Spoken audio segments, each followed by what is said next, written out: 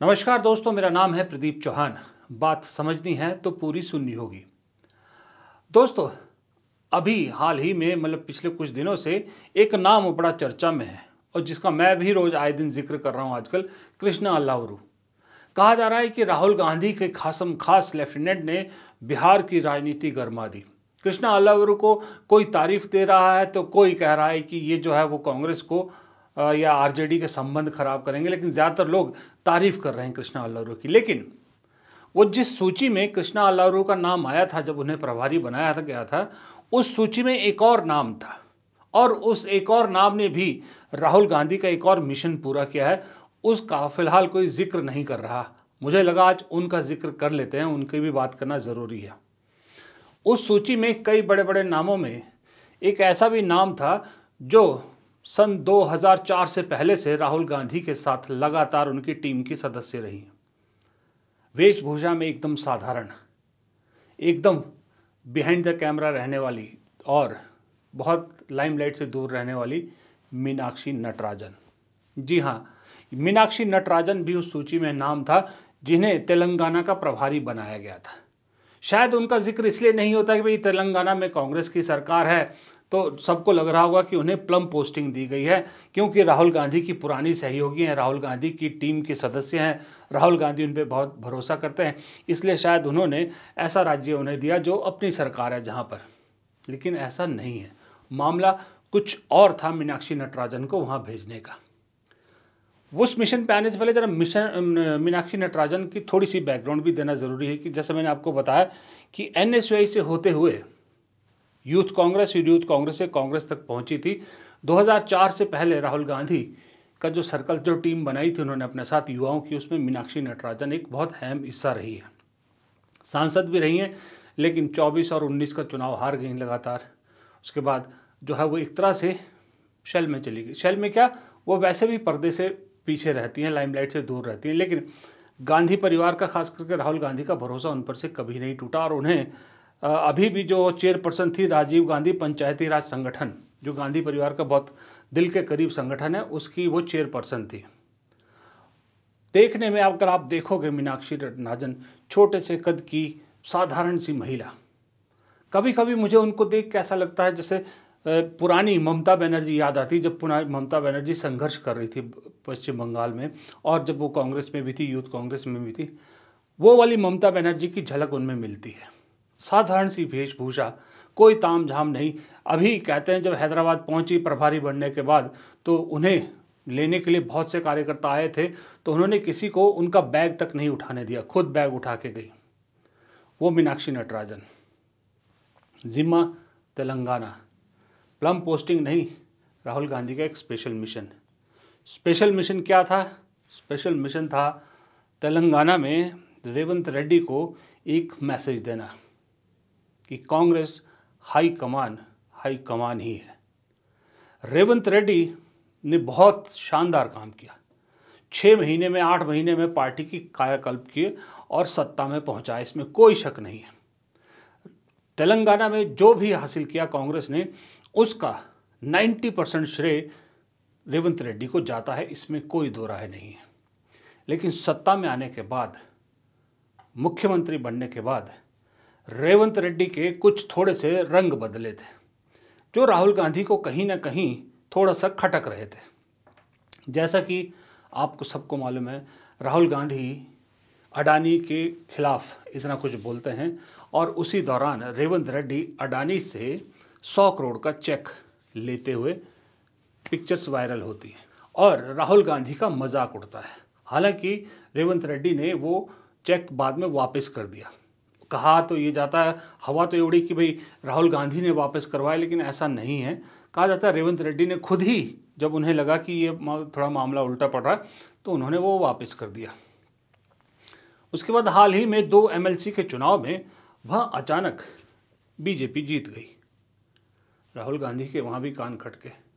फिर इस दौरान जब से मुख्यमंत्री बने हैं, तब से लगातार एक चीज़ जो है वो हैदराबाद से खबरें आ रही है कि रेवंत रेड्डी जो है वो बीआरएस, यानी जो केटीआर की पार्टी है, केसीआर की पार्टी, उसको तोड़ने में लगे हैं। 10 विधायक कांग्रेस को समर्थन देने लगे हैं, यानी उनके निशाने पर लगातार भारत राष्ट्र समिति बीआरएस पार्टी है। एआईएमआईएम दोस्त है, वो पार्टी के साथ जो है रेवंत रेड्डी के संबंध अच्छे हैं, लेफ्ट तो है ही। लेकिन रेवंत रेड्डी कभी बीजेपी पर उस तरह से प्रहार करते नजर नहीं आए, बीजेपी के खिलाफ वैसी कार्रवाई करते या उतने एग्रेसिव नजर नहीं आ रहे जितने बीआरएस के खिलाफ आ रहे हैं। जबकि कांग्रेस को बड़ा खतरा भारतीय जनता पार्टी से है। ये भी एक कान खड़े करने वाली बात है, कांग्रेस हाईकमान के लिए कान खड़े करने वाली बात है। ऊपर से रेवंत रेड्डी 2-3 बार दिल्ली आ चुके हैं। 2-3 दौरे ऐसे हैं उनके कि जहां पर वो दिल्ली आते हैं, मंत्रियों से मिलते हैं, केंद्रीय मंत्रियों से मिलते हैं या किसी और फंक्शन में जाते हैं, लेकिन पार्टी हाईकमान से नहीं मिलते, बिना मिले वो वापस जा रहे हैं। तो एक चेक रखने के लिए राहुल गांधी को कोई सबसे भरोसेमंद लेफ्टिनेंट चाहिए था। उन्होंने चुना मीनाक्षी नटराजन को और मीनाक्षी नटराजन को तेलंगाना का प्रभारी बना के भेज दिया। अब ये मीनाक्षी नटराजन ने कैसे अपना पहला मिशन पूरा किया, देखिए। अब आए एमएलसी के चुनाव, 4 उम्मीदवार कांग्रेस के जीतने थे, 4 सीटें कांग्रेस को देनी थी और 1 सीट पर बीआरएस के जीतने की संभावना है। जो आंकड़े हैं, जितनी संख्या है विधायकों की, 64 कांग्रेस के हैं, शायद 39 बीआरएस के, लेकिन उसमें से 10 कांग्रेस को समर्थन दे रहे हैं। तो 1 सीट के लिए तकरीबन 20 चाहिए। तो कांग्रेस ने 3 अपने पास रखी और 1 सीट दे दी अपने सहयोगी सीपीआई को कि भाई गठबंधन के जरिए 1 सीट उनको भी दे दें। लेकिन वो जो 3 कांग्रेस ने उम्मीदवार दिए, उसमें जो फाइनल कांग्रेस ने कैंडिडेट उतारे, वो रेवंत रेड्डी को एक बहुत ज़बरदस्त झटका लगा। उस एक कदम ने सीधा मैसेज दे दिया कि हाईकमान के साथ आप जैसे मर्जी रिश्ते रखिए, हाईकमान ही रहेगा। आप पावरफुल हैं, वहाँ पर हैं, लेकिन ये मैसेज देना ज़रूरी था। अपने पास 3 सरकारें हैं कांग्रेस के पास, आउट ऑफ कंट्रोल ना हो तो हाईकमान को एक मैसेज देना ज़रूरी था।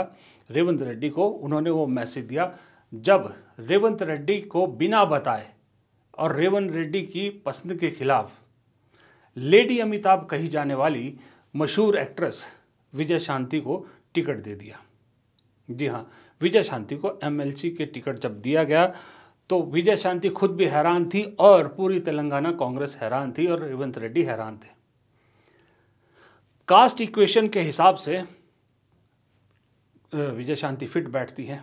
जब ये एमएलसी की टिकट की बात चल रही थी तो राहुल गांधी ने मीनाक्षी नटराजन को कुछ जब कैंडिडेट्स जो भेजे वहाँ से रेवंत रेड्डी ने भेजे, उनको लेके कुछ जो है वो आपत्तियाँ थी।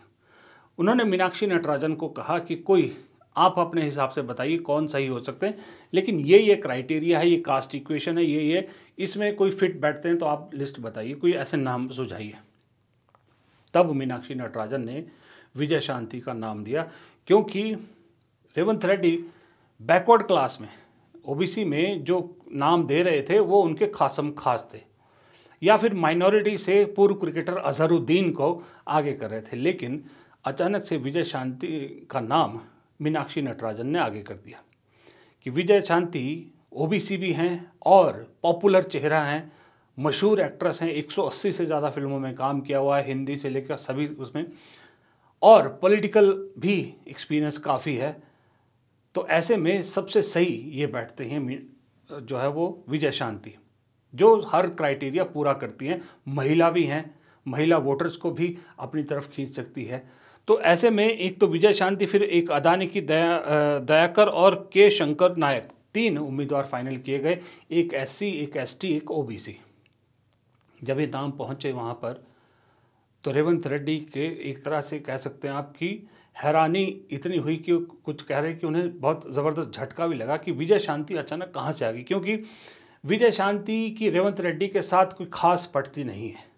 और यूँ भी 2023 के बाद, 2024 जब चुनाव हुए इसके बाद विजय शांति राजनीति से दूर एकांत में थी, कहीं वो राजनीतिक एक्टिविटी से बहुत दूर थी। हालांकि विजय शांति का खुद का पूरा जीवन इधर उधर रहा है। वो उन्होंने 90 में राजनीति शुरू की थी, जब वो अपने पीक पे थी, तो उन्होंने भारतीय जनता पार्टी सबसे पहले ज्वाइन की थी। आप सोच सकते हैं कि उन्होंने एक बार जब सोनिया गांधी ने चुनाव लड़ना था कहीं साउथ से, तो मेडक्स एक सीट है वहाँ पर तेलंगाना में, जो अब है उस टाइम आंध्र प्रदेश में हुआ करती थी, वहाँ से सोनिया गांधी के चुनाव लड़ने की बात आई तो विजय शांति बीजेपी की उम्मीदवार थी। लेकिन सोनिया गांधी ने सीट बदल दी और बेल्लारी चली गई, तो विजय शांति ने भी अपना कैंडिडेट से विड्रॉ कर दिया। 2005 में उन्होंने बीजेपी छोड़ दी, फिर उन्होंने अपनी पार्टी बनाई और अपनी पार्टी को 2 साल के अंदर अंदर फिर तेलंगाना संघर्ष के लिए उन्होंने केसीआर की पार्टी में, तब तेलंगाना राष्ट्र समिति हुआ करता था नाम, उसमें मर्ज कर दी और 2009 में मेढक से ही सांसद भी बनी। लेकिन थोड़े दिनों बाद ही केसीआर के साथ खटपट होगी, केसीआर ने उन्हें एंटी पार्टी एक्टिविटी करके निकाल दिया। फिर उन्होंने कांग्रेस का दामन थामा, 2014 में चुनाव लड़ा, वो हार गई। फिर उसके बाद एक बार फिर से वो 2018 जब विधानसभा चुनाव होने लगे, उसके बाद 2019 में वो बीजेपी में चली गई फिर से वापस। लेकिन वहाँ फिर वही अब वाली बीजेपी और पहले वाली बीजेपी में बहुत फ़र्क है। अटल आडवाणी वाली बीजेपी में इज्जत मिलती थी, अब की बीजेपी में उन्हीं को इज्जत मिलती है जो मोदी शाह की भक्ति करते हैं, ये उनको समझ में आ गया। तो उन्होंने फिर बीजेपी से किनारा करके 2023 में फिर कांग्रेस का दामन थाम लिया और उसके बाद से एक तरह से पॉलिटिकल साइलेंट रही, पॉलिटिकली जो हैं वो दूर रही। लेकिन जब उन्होंने पहले 2014 में जब उन्होंने कांग्रेस ज्वाइन की थी, उसके बाद एक बार उन्हें राहुल गांधी ने 2018 में जो इलेक्शन कैंपेन कमेटी थी उसका एडवाइज़र भी बनाया था। राहुल गांधी को उन पर तब भरोसा था और अब भी भरोसा दिखाया। तो अब एक बार फिर वो लाइमलाइट में आ गई, एक बार फिर राजनीति में फोर फ्रंट में आ गई और माना यह जा रहा है कि विजय शांति का सफ़र सिर्फ एमएलसी बनने तक नहीं है, उन्हें आगे मंत्रिमंडल में भी जगह मिलेगी। हाईकमान उन्हें मंत्रिमंडल में भी डालना चाहेगी ताकि मंत्रिमंडल में एक न एक कोई ऐसा रहे जो हाईकमान के जो है वो संपर्क बना रहा है, हाईकमान को जिस खबरें मिलती रही कि वहाँ पर हो क्या रहा है तेलंगाना में।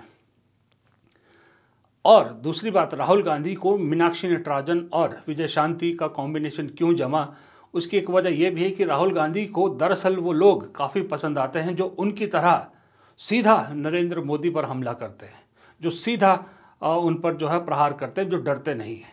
तो ऐसे ही विजय शांति ने एक बार नरेंद्र मोदी की तुलना टेररिस्ट से कर दी थी और मीनाक्षी नटराजन ने भी अपने एक बार कहा था कि गौ हमारी माता है, अटल बिहारी खाता है, तब उन्होंने अटल बिहारी पे हमला किया था। तो राहुल गांधी को ऐसे लोग बहुत पसंद आते हैं जो सीधा मेन उस पर हमला करते हैं, अपने ऑपोजिशन पार्टी में जिनसे उनके मेन लीडर पर हमला करते हैं। ज़्यादातर तो डरते हैं, कम हैं ऐसे कांग्रेस में। तो इन दोनों ने वो साबित किया कि वो सीधा प्रहार करती हैं, तो इसलिए भी राहुल गांधी को ये कॉम्बिनेशन जमा। लेकिन दरअसल असल बात यह है कि इस सब कहानी के पीछे एक बात साफ हो गई कि राहुल गांधी ने मीनाक्षी नटराजन को वहाँ भेजकर पहले तो एक कंट्रोल जो है वो सरकार की गतिविधियों पर और वहाँ क्या हो रहा है संगठन को लेकर उस पर एक नज़र रखने के लिए अपना खासम खास भेजा। फिर विजय शांति का एमएलसी का उम्मीदवार बनाकर ये मैसेज रेवंत रेड्डी को सीधा सीधा दिया कि हाई कमान अभी भी हाई कमान है और पहले की हाई कमान में और अब इस हाई कमान के रुख में बहुत बदलाव आ चुका है। अब ऐसे में वो नहीं चलेगा जो अब तक रेवंत रेड्डी एक तरह से करने की कोशिश कर रहे थे कि मतलब बीजेपी पर सॉफ्ट और बीआरएस पे सारा हमला, वो बीआरएस को ख़त्म करने पर तुले हुए हैं। लेकिन जो एमएलसी की 2 सीटें बीजेपी ने जीती, इसका कोई जवाब नहीं है और ये कांग्रेस में दिल्ली में बैठे कांग्रेस हाईकमान को नागवार गुजर रही है कि कैसे अचानक 2 सीट बीजेपी जीत जाती है। बीआरएस जीतती तो समझ में आता, एआईएमआईएम जीतती समझ में आता, बीजेपी कैसे जीत गई। इसका मतलब बीजेपी को लेकर कहीं ना कहीं रेवंत रेड्डी क्या सॉफ्ट है। फिर जब ऐसा बात अटती है तो फिर लोग आपको मालूम है कैसे बातें करते हैं, फिर लोग कहने लगते हैं कि जी हैं तो रेवंत रेड्डी बीजेपी से ही आए हैं, तो बीजेपी की तरफ उनका सॉफ्ट कॉर्नर तो रहेगा, उनकी इंक्लाइनिंग रहेगी बीजेपी की तरफ। तो ऐसी बातें जब होनी शुरू हो जाती है तो फिर थोड़ा सा पार्टी के लिए भी मुश्किल हो जाता है चीज़ों को संभालना। इसलिए अभी से चेक एंड बैलेंस रखना चाहती है पार्टी तेलंगाना में 1.5 साल हो गया है सरकार को, अभी तक सब कुछ ठीक चल रहा है, स्मूथ चल रहा है, बढ़िया चल रहा है। आगे भी पार्टी को चेक में रखना है, तो इसलिए मीनाक्षी नटराजन और मीनाक्षी नटराजन के जरिए अब विजय शांति को शामिल करके ये काम दरअसल राहुल गांधी करना चाहते थे। इसलिए मैंने कहा कि राहुल गांधी के एक और लेफ्टिनेंट ने अपना एक मिशन, पहला मिशन पूरा कर दिया। फिलहाल इस वीडियो में इतना ही। प्रदीप चौहान को दीजिए इजाज़त। नमस्कार।